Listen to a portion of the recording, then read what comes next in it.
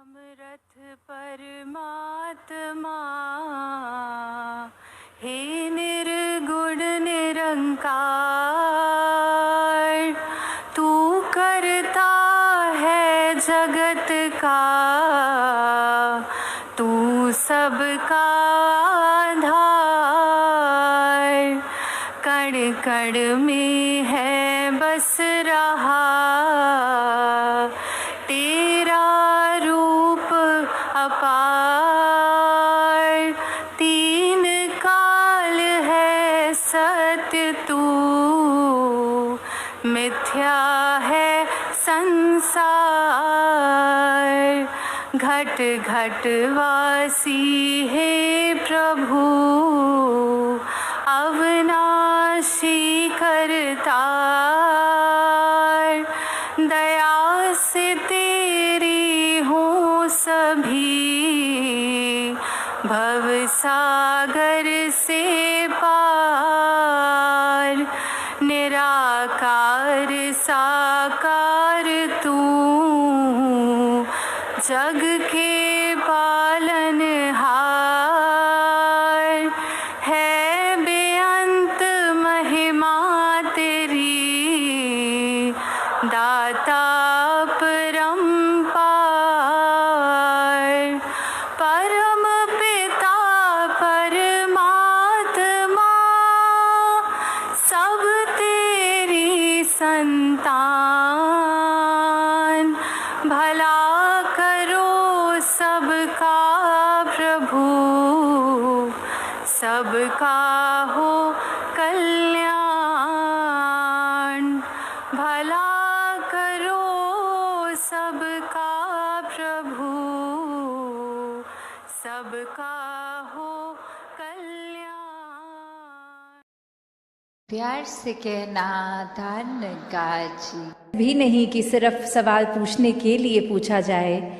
एक वाक्य ही अगर वो मन में कुछ सफाई है, कुछ चाहिए स्पष्ट होना, तो वो बात जहाँ, और अगर हम वो बात अपने जीवन में भी देखें इन जनरल, कोई भी वजह से किसी ने किसी के बारे में हमें ऐसे कहा कि एक व्यक्ति विशेष ने आपके लिए ऐसा सोच रखी, तो हम एक मिनट में भी मान जाते हैं वो बात। फिर हम अपना ओपिनियन उस इंसान के लिए वैसा ही बना लेते हैं कि ये जो बात सुनी है ये ऐसा ही हुआ होगा, और हम कभी उस इंसान से फिर वो सफाई भी नहीं मांगते हैं। हम पूछते तक नहीं हैं कि क्या वाकई ही एज अ फैक्ट आपने ऐसा कहा, और अगर कहा भी तो वो बात उत्पन्न कहाँ से हुई, हम उसके बारे में बात कर लें। पर इंसान की फितरत की उस इंसान से तो बात नहीं करेंगे, उसके पीठ पीछे उसके बारे में औरों से करेंगे। तो इस तरीके के जीवन से एक अपने जीवन का सुधार नहीं हो पाएगा।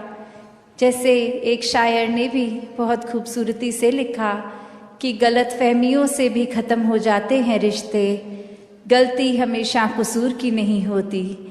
कि अक्सर ये बात ज़रूरी नहीं कि कोई गलती ही हो, एक कसूर अगर किसी का है, एक वजह, वो गलती नहीं, पर वो हमारी ही सोच, हमारी ही परसेप्शन, हमारा ही नज़रिया किसी को गलत देखने के लिए।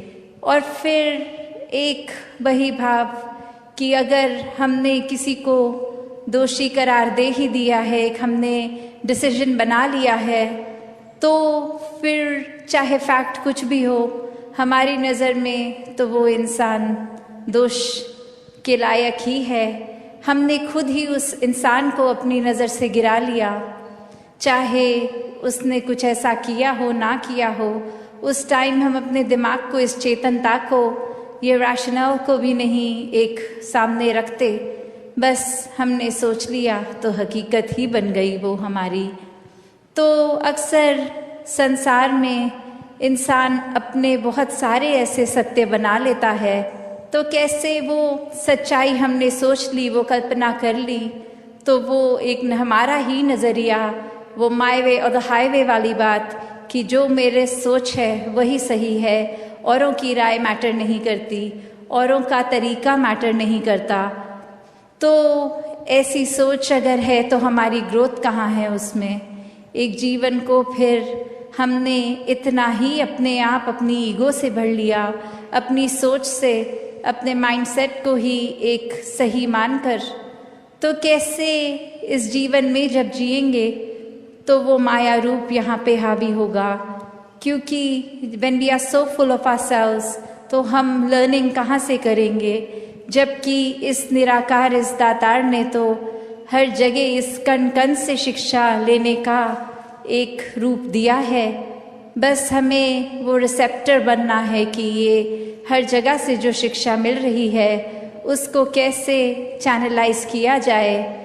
तो ऐसा जो कर लेते हैं वो एक भक्ति हर समय की करते हैं, क्योंकि जब इस परमात्मा को जानकर, इसमें विश्वास करके, इसको हर समय अपने आसपास देखकर, फिर चाहे किसी ने कुछ भी कहा हो तो ये भक्तों का जीवन तो डार्केस्ट क्लाउड में सिल्वर लाइनिंग भी देख लेता है। एक बिना गुण की चीज़ में से भी गुण निकाल लेते हैं। तो फिर जहाँ एक स्वाभाविक गुण बह रहे हैं वहाँ से तो भक्त कितने ही अनेकों गुण निकाल लेंगे। तो ऐसा जीवन हमारा एक हो जाए ताकि हर तरफ से जो शिक्षाएं हैं वही मिलें।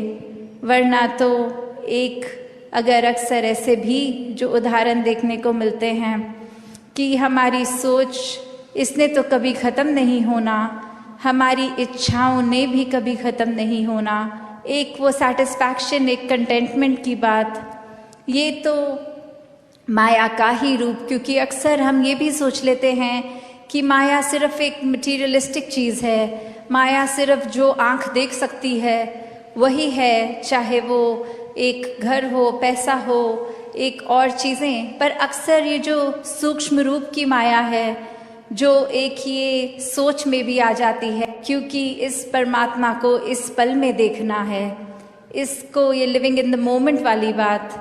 तो ऐसे बात पे ये जो इस पल में इस परमात्मा के एहसास में रहना, वो ही एक एहसास है। वरना तो ये सिर्फ माया रूप चीज़ों, वस्तुओं, रिश्तों से ऊपर ये सोच में भी आ जाती है। तो दासी आज और लंबा ना बोलते हुए इन्हीं शब्दों से आपसे आज्ञा लेगी। साथ संगत।